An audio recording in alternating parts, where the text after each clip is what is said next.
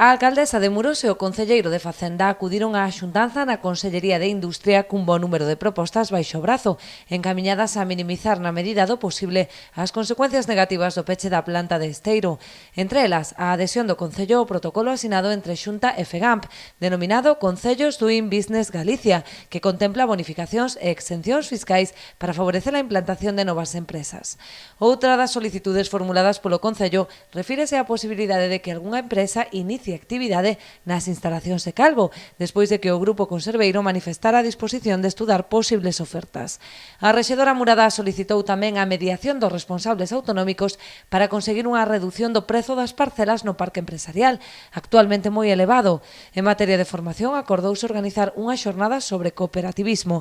Nesta mesma liña, a alcaldesa solicitou que se teña en conta a situación producida a raíz do peche da planta á hora de conceder os obradoiros de emprego.